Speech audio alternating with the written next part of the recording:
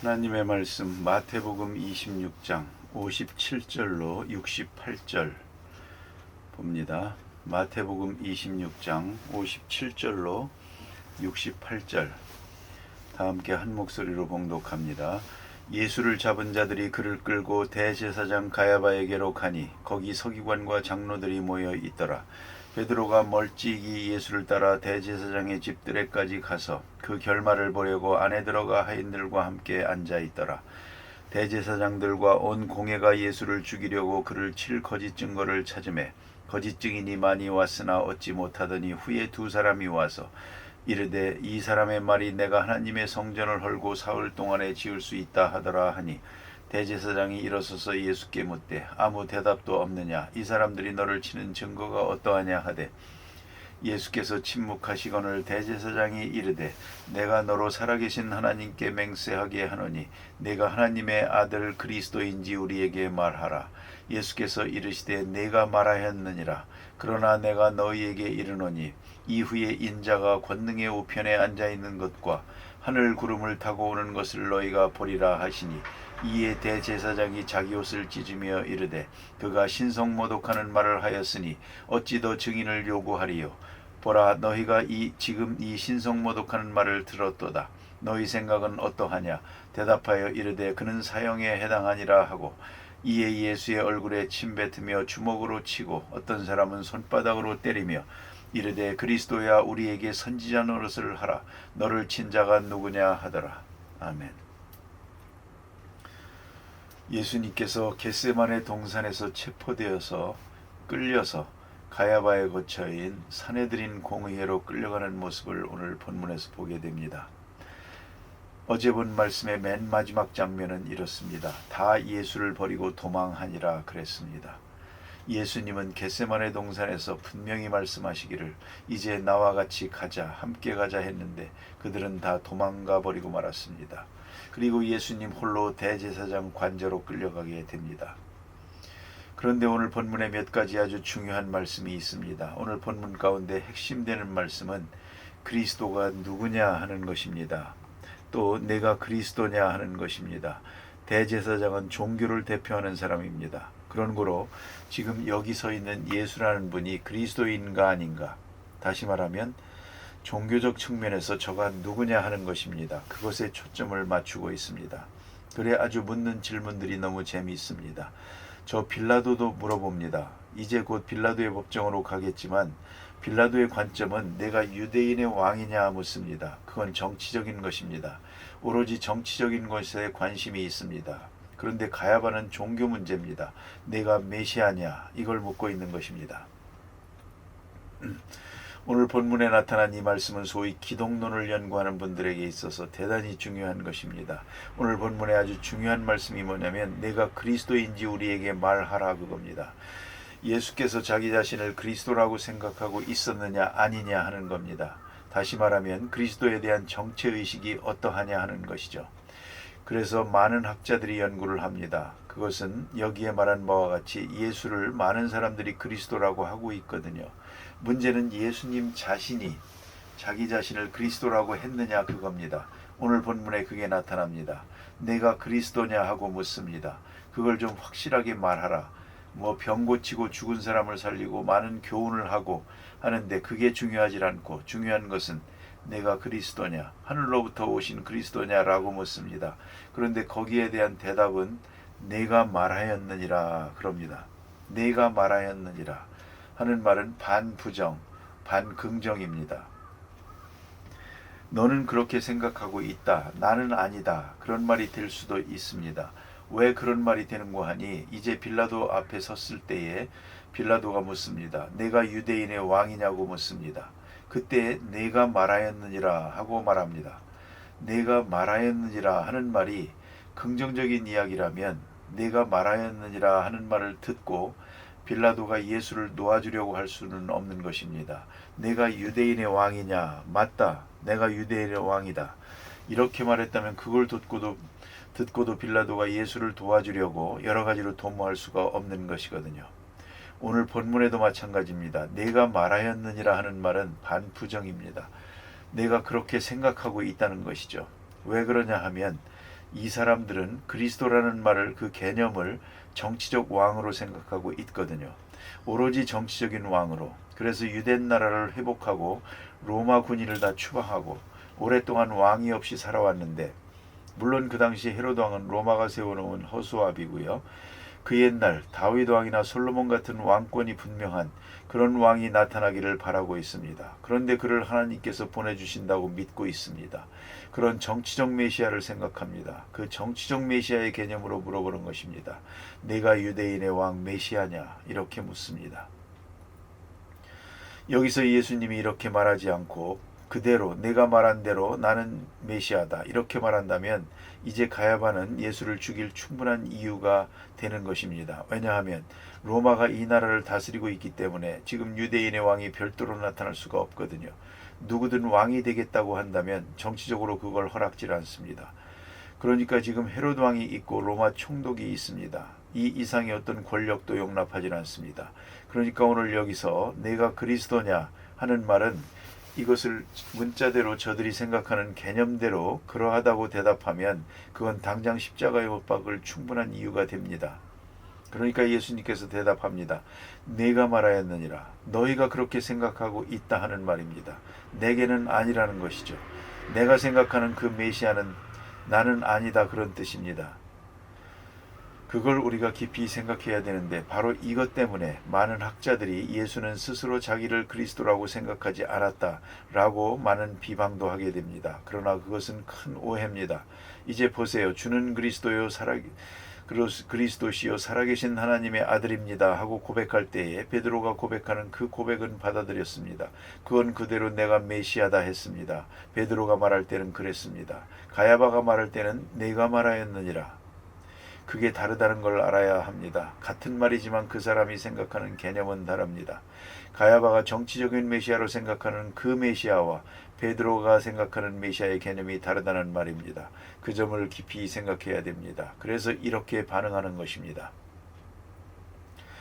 그러나 그 다음 말씀이 더 중요합니다. 이스라엘 사람들이 생각하는 메시아가 있고요. 그 메시아보다 더 높은 메시아가 있습니다. 그것이 바로 인자입니다. 인자는 사람이 아닙니다. 그것은 전혀 사람이 아닙니다. 인자는 말세에 온 세상을 심판하기 위하여 오시는 하나님입니다. 그 하나님이 사람의 모습으로 오십니다. 바로 그 개념입니다. 어떤 사람이 나서 커서 자라고 왕이 되기도 하고 또 얼마 있다가는 죽고 하는 뭐 그런 메시아가 아닙니다. 인자라고 하는 말은 이것은 세상 끝에 만백성을 구원하시기 위하여 혹은 죄인을 심판하시기 위해서 사람의 형상으로 오시는 존재입니다. 그를 다니엘서 같은 데라든가 혹은 말라기서까지도 예언서에 계속 말합니다. 그게 인자라고 하는 말입니다. 인자는 글자 그대로는 사람의 아들이라는 뜻입니다. 그런데 인자라고 하는 그 단어가 이렇게 중요한 의미가 있습니다. 피어스 안트로포라고 하는 이 인자라고 하는 말은 그 뜻이 유대 사람들과 혹은 성경이 가르쳐주는 개념은 이 세상 끝에 만백성을 심판하고 구원하시기 위하여 오시는 사람의 형상으로 오시는 분입니다. 그분이 인자입니다. 그럼 메시아라고 하는 것은 그 인자의 그림자입니다. 그런 의미에서 인자라고 하는 말은 높은 뜻이 있습니다. 그래 오늘 여기 본문에 보니 그리스도인지 내가 말하라 할 때에 예수께서 말씀하시기를 내가 말하였느니라 하고는 이후에 인자가 권능의 우편에 앉는 것과 하늘 구름을 타고 오는 것을 너희가 보리라. 이 64절은 굉장히 중요한 요절입니다. 예수님께서는 그들의 오해 때문에 오해가 없기 위하여 말씀을 삼갔고 그런 일이 많죠. 그래서 예수님께서 사람들이 예수를 메시아로 생각할 때마다 혹은 병을 고쳤을 때 깜짝 놀라면서 이분이 메시아다 이런 생각을 할 때마다 아무에게도 말하지 말라고 당분간 이것을 비밀에 두라. 왜요? 오해가 많거든요. 이것이 천파만 퍼져나가면 예수는 정치적인 오해에 의해서 십자가에 죽게 된다는 말입니다. 그것은 당장이라도 문제가 되거든요. 그래서 그런 정치적 오해가 없기 위하여 예수께서는 언제나 말씀하셨습니다. 아무에게도 말하지 말라고. 변화산에서 그 놀라운 영광을 세 제자에게 보여주시고 거기서 내려올 때에도 말씀하지 않습니까? 아무에게도 말하지 말라고. 이렇게 비밀을 지켜달라고 늘 부탁을 했습니다.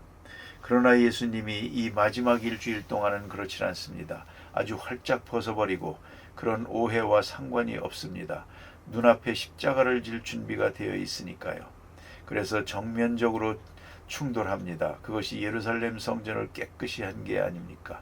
그리고 지금 재판정에 섭니다. 사내들인 공의 앞에 섰습니다. 이제야말로 예수님이 자기 정체를 보여줄 때입니다.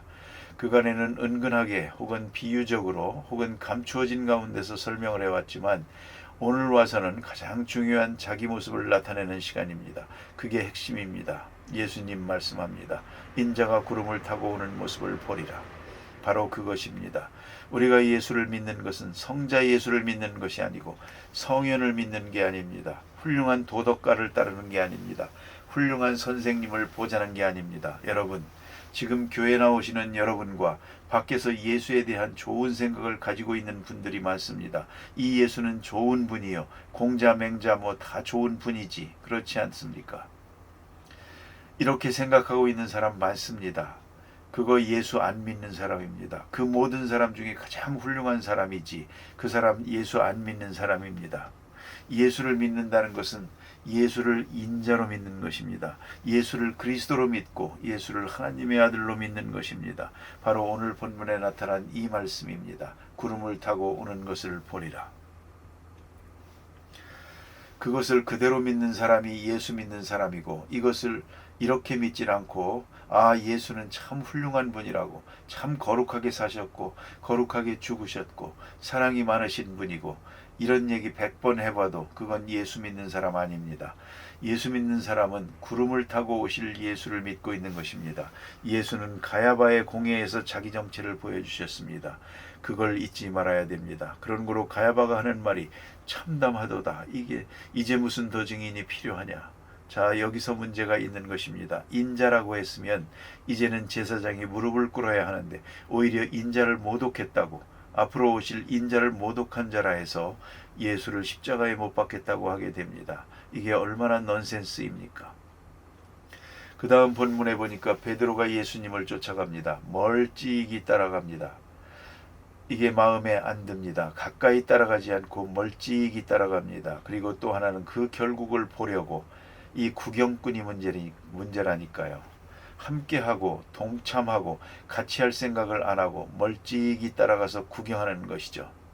우리가 교회에 나와서 예배를 볼 때도 그렇습니다. 먼저 나온 사람 앞자리부터 채우면 얼마나 좋습니까? 일부러 뒤에 멀찍이 앉아서 보는 분들도 있습니다. 그 마음이 문제입니다. 가까이 가야 됩니다. 가까이 가서 듣고 가까이 가서 깨달아야죠.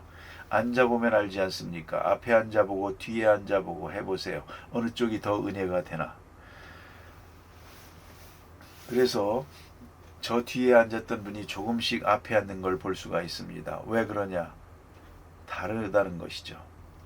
같은 자리에 앉았지만 다릅니다. 이걸 잊지 말아야 됩니다. 오늘 성경 말씀에 멀찍이 따라가더라. 그러니까 예수를 모른다고 하게 됩니다. 전폭적으로 지지하지 않았습니다. 전폭적으로 헌신하지 않았습니다. 멀찍이서 이렇게 팔짱을 끼고 구경하는 것입니다. 여러분, 바디랭귀지라는 게 있습니다. 누구하고 말할 때에 이렇게 팔짱을 끼면요, 벌써 마음은 문을 닫는 것입니다. 그만하고 가라고 그 소리입니다. 이게 바디랭귀지입니다. 설교 들을 때 이렇게 하고 듣는 사람은 앉아있을 필요가 없는 사람입니다. 멀찍이 있는 마음입니다. 그러니까 깊이 죽건 살건 거기에 목숨을 걸 생각을 하지 않고 이렇게 한번 구경하는 정도로 아주 먼 관심으로 이 자체가 불신앙이었습니다. 그래서 오늘 보니 멀찍이 예수를 쫓아가고 그 다음에 또 결국을 보려고 어떻게 되나 보자 일이 됩니다. 이게 말이나 됩니까? 이런 정도로 따라가다 보니까 이제 내일 아침에 보게 됩니다만 한 어린아이가 나와서 내가 갈릴리 사람이냐고 하니까 아니라고 부인하기 시작하니까 그게 또 에스컬레이팅 되고 처음에는 부인하고 그 다음에는 맹세하고 그 다음에는 저주하고 이렇게 된다는 것입니다. 이건 본의가 아닙니다. 멀찍이 가다 보니까 이 모양이 된 것입니다. 이걸 잊지 말아야 됩니다. 전적으로 따라가야 되는 것입니다. 그런데 멀찍이 따라가다 보니까 점점 멀어져서 마지막에 예수를 저주하는 데까지 빠지지 않습니까? 이런 시험에 빠졌습니다. 그래서 뭘 하든지 우리는 깊이 관여해야 됩니다. 구경꾼이 돼서는 안 됩니다. 결과를 보려고 하는 이런 정도로 해서는 안 됩니다. 거기다가 운명을 걸어야죠. 되돌아볼 생각하지 말아야 됩니다. 그냥 운명을 맡겨버리는 것입니다. 그리고 앉았다가 이 사람이 예수를 부인하는 데까지 이르게 됩니다. 또 하나, 오늘 본문에 중요한 교훈이 있습니다. 예수를 잡아다 놓고 지금 증거를 찾는 것입니다. 여기 보니 거짓 증인들을 가지고 예수를 죽일 제목을 찾고 있습니다. 이 증거를 찾는 게 뭘 말하는 것입니까? 자기 행동을 정당화하려는 것입니다. 이미 죽이려고 생각했습니다. 죽이기로 결정하고 데려다 놓은 것입니다. 죽이는 이유는 딴 데 있습니다. 그런데 이것을 적당하게 해서 합법적으로 예수를 죽이려고 하는 것입니다. 합법적인 죄목을 만들고 있는 것입니다. 이미 죽일 마음이 있는데 이것을 합법적으로 만들어서 합법화하자는 것입니다. 합리화하고 합법화합니다. 저들의 행동을 합법화하려고 하는데 문제가 있는 거죠. 오늘도 그런 일이 많죠. 자기가 하는 행동은 별도입니다. 동기는 따로 있습니다. 이걸 합리적으로 만들고 합법화하고 정당화하고, 그래서 죄를 의로, 불의를 옳은 일로 만들어 보려는 것입니다. 이런 노력이 하나님 앞에 얼마나 큰 죄가 된다는 것을 잊지 말아야 합니다. 정직하지 못하죠. 진실하지 못합니다. 그래서 저들은 예수를 죽이기로 결심을 하고 그것을 합법화하기 위해서 가진 방법을 다했던 것입니다. 그런 거로 회개할 기회가 없고 진실을 잃어버리게 되는 것입니다. 기도하십시다.